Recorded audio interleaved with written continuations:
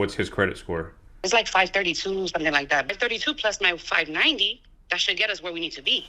We opened this space up, so now we have plenty of storage for different usage, like purses and things like that. Another day in poverty where I have to make somebody else make my car payment. It is a question as old as time. Will 2 bad credit scores equal 1 good one? The answer won't surprise you, but the thought process should. If you're new to the channel, I'm Mike, and here we talk about money, cars, avoiding debt, and keeping more of your paycheck.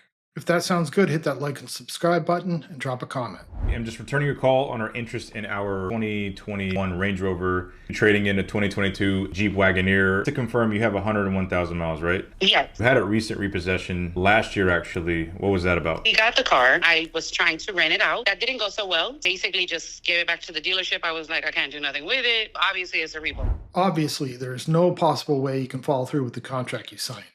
When you make a bad choice, the only option you have is to walk away and ignore the problem.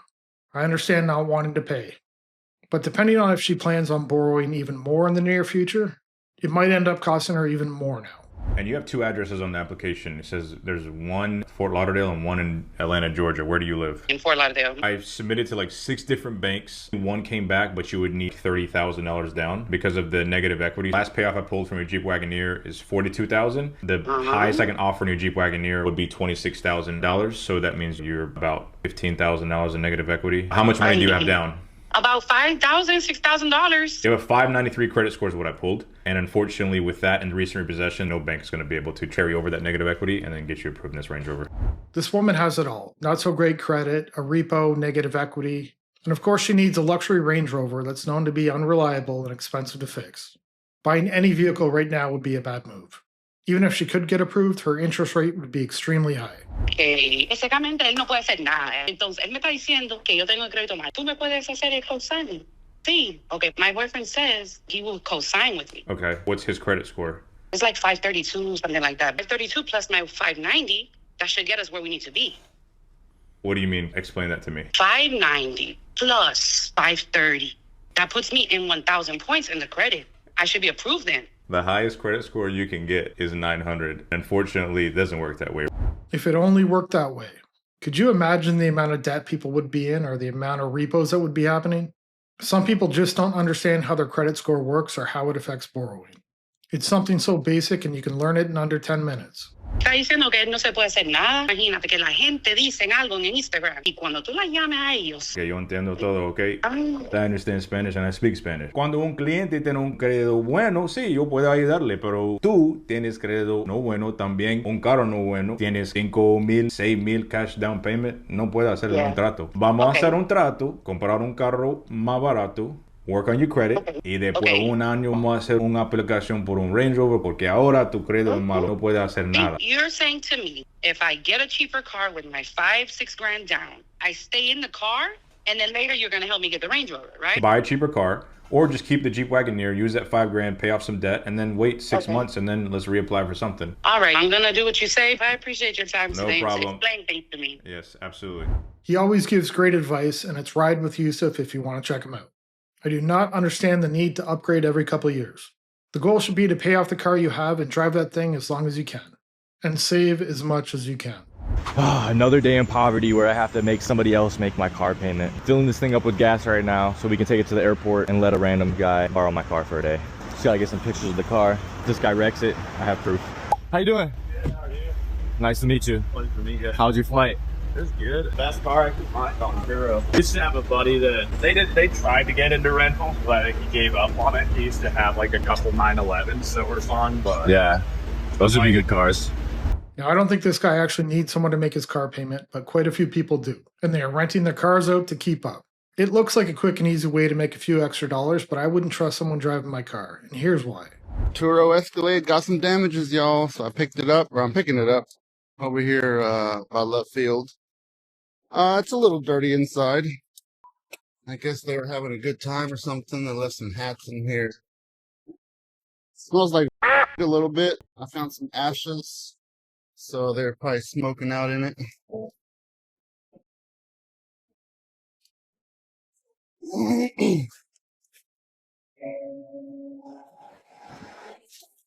What is this? I came across a lot of videos just like this and even worse. The people renting these are treating them exactly as expected, like a rental. The hell? Let me see. The damage is right there. How do y'all think Turo's gonna handle this, y'all? Look like they hit a high curve or something. This is the first actual damages for this Escalade. So yeah, let's see how Turo handles it. They are driven hard, damaged, and then you're stuck dealing with insurance. I'm sure this doesn't happen all the time, but I don't think it's a good idea to trust a stranger driving your car. Let me know in the comments if you would or if you have. 89 Chevy pickups in the shop today for an oil change and New York State inspection. Check out, this thing is beautiful. This is my first truck, was an 89 Chevy pickup truck, and I loved it. This is in a lot better shape than mine ever was. But you know, I bought mine rusty and we fixed all the rust and painted the whole thing. But check out the paint on this, it's beautiful. It's fun to work on something like this once in a while. Probably getting ready to put it away for winter, because there's no way this is going to be out in the winter in upstate New York. But Next Gen Car Care, servicing a classic. The new vehicles, they look great. They have all the options you could ever want, but I find this more impressive. This is a vehicle that would make me stop and look. It's a little bit older, but it's really well taken care of. I would take this over a new car any day. What's the highest mileage vehicle you've ever seen? 1,284,000 is on an old F-150. What's the highest mileage car you've ever seen? I did an oil change on a El Camino that had 480,000 miles on it. What is the highest mileage vehicle you've ever seen? Chevy Duramax with 770,000. What's the highest mileage vehicle you've ever seen? There was a guy that came in here, he had 784,000 miles on an old Ford Ranger. What is the most amount of miles you've ever seen on a car? 1.2 million miles on a Ford, and most people start thinking about getting a new vehicle when they hit around 100,000. It's almost programmed into people's minds that it's going to start falling apart at that point. 425,000 miles on a Super Duty diesel. What is the highest mileage vehicle you've ever seen? 270,000 miles on an Acura TSX. What's the highest mileage vehicle you've ever seen? I had a 2004 Jetta TDI with 337,000 miles on it. What's the highest mileage vehicle that you've ever seen? It was a 06 Subaru WRX, 6'9" guy with 290,000 miles on there. What is the highest mileage vehicle you've ever seen? 2012 F-150, 750,000 miles. Imagine how much money these drivers must have saved not switching vehicles. With regular maintenance, we can get a lot more miles than we think. Instead of shopping at the dealership, take it to a mechanic and enjoy not making payments. Let me show you guys why I am $25,000 away from making a deal on this 2024 Mustang Mach-E GT Performance. I was contacted to buy this 2024 Ford Mustang Mach-E with 5,000 miles. I have an instant offer of $29,325 with a target retail of $33,775. I was told that this car currently has a lease buyout of $54,000. The gentleman leased it last year. He has since received a company car and is now looking to get out of a lease payment he's making every month for a car that is not being used. Unfortunately, the depreciation on this car is so drastic. Only 5,000 miles and he's already regretting it. Most people aren't getting a company vehicle, but once you sign that contract, you're stuck for a very long time.